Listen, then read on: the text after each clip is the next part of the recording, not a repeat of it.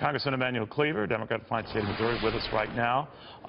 Congressman, so much to talk to you about, but what do you make of the approach that Donald Trump takes to those manufacturers that want to move jobs overseas or cut back on the number of jobs here? Well, so far, some of his efforts to reverse decisions made by corporations seemingly are working. I mean, but I would much rather have a policy as opposed to a tweet. Here's the other side of it, though, and I think the president-elect needs to think about. When I was mayor of Kansas City, I came in and I said, hey, look, we have all of these contracts we're giving from the municipal government to companies in the suburbs of Kansas City, Missouri, even over in Kansas City, Kansas, and Overland Park and so forth. And I said, we're going to establish a policy where we will only give jobs with a preference to people in Kansas City.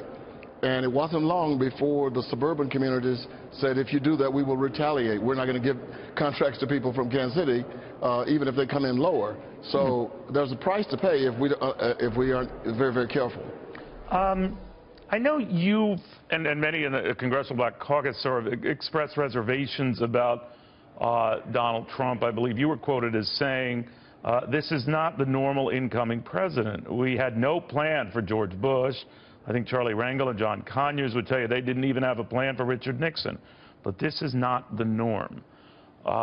Since he's a couple of weeks away now from becoming the next president of the United States, are you over that or still concerned about it?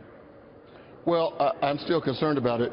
I wrote an op-ed that appeared a couple of weeks ago in the USA Today in which I talked about the things we would not do and that I certainly as an individual member of Congress would not do to the incoming president, things that were done to his predecessor.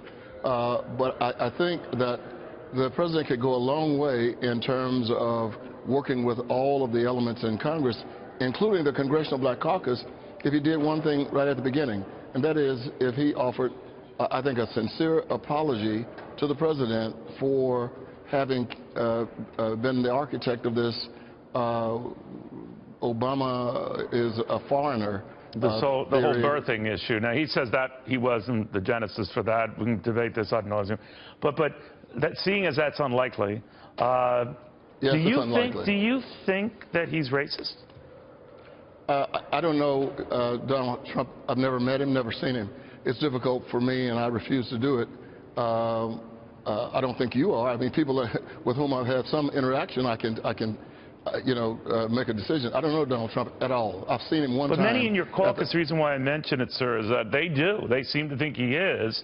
So short of that apology to Barack Obama on the birther thing, and seeing as that is unlikely, how could he reach out to guys like you, to the caucus? Because some of them have expressed concern about reversing inroads and legislation under this president, under the next president.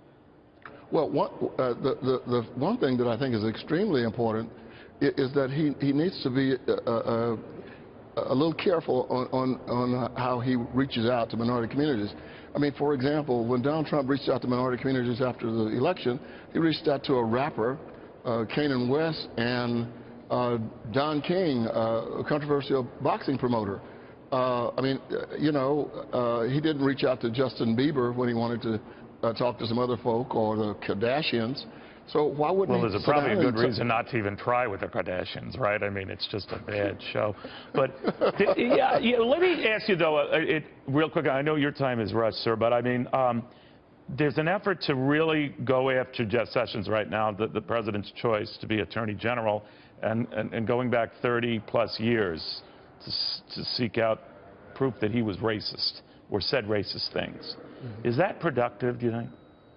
Well, I'm not sure. I listened to some people who had interaction with him back in the day, like John Lewis. Right. And many of those people are extremely skeptical about him, and they... But they applied that to him now, just like they applied that to Steve Bannon, who I guess will be the chief White House strategist. Is that wise? Well, I don't know. I've not gotten into it primarily because the House is not involved in the confirmation process. So I haven't gotten in. And Steve Bannon, he doesn't need approval from anyone. That's right. Jeff Sessions would. But even though you don't vote on this matter, Do you think Jeff Sessions would make a good Attorney General?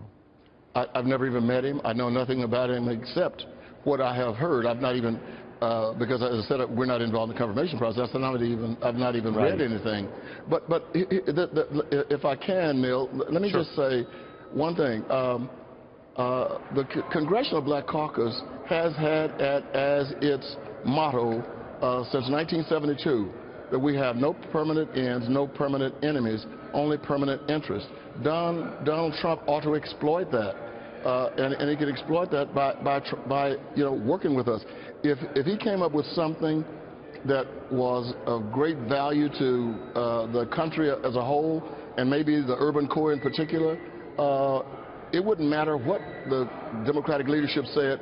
We would work with Donald Trump. I mean, we're not going to just automatically declare that we're not going to work with him. And my op-ed in the USA Today declared such.